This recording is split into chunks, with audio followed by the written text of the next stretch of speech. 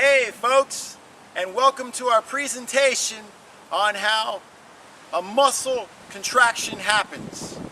My name is Chris Carr, also known as Natural Body Man, and we're here right now in Margate, Florida at a really nice park. I'm going to give you as simple as a scientific explanation as I can.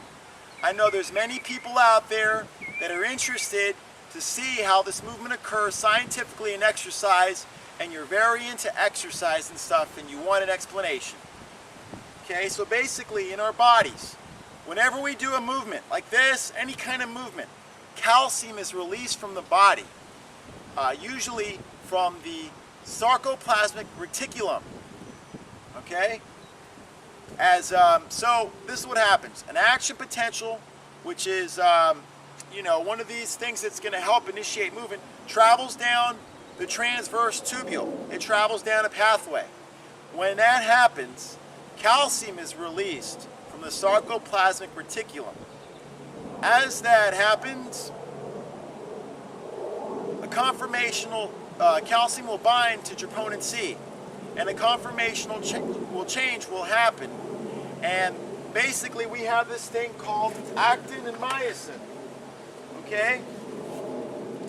And you see here, myosin is this. It's always stationary.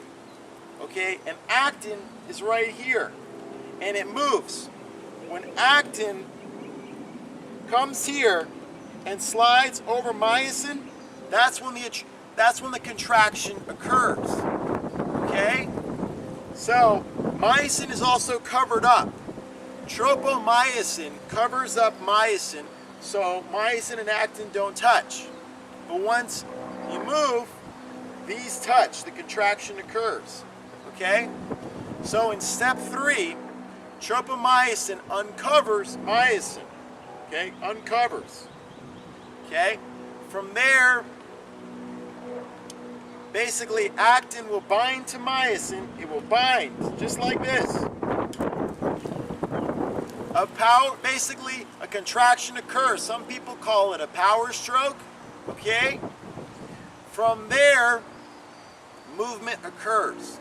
And then, the enzyme calcium adipase comes into effect, and it pumps back all the calcium back into the sarcoplasmic reticulum.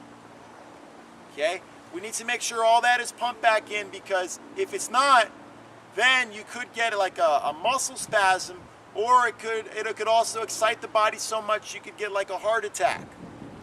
From there, tropomyosin, once calcium is all pumped back into the sarcoplasmic reticulum, tropomyosin will cover myosin again, so actin cannot touch it. You see? And that is what happens with movement.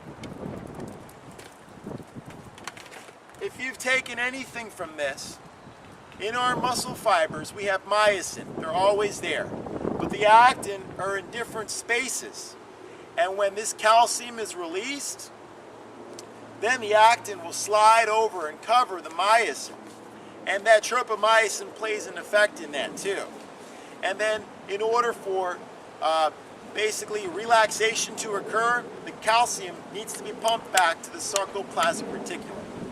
See, for anything, like for pull-ups, see? Woo!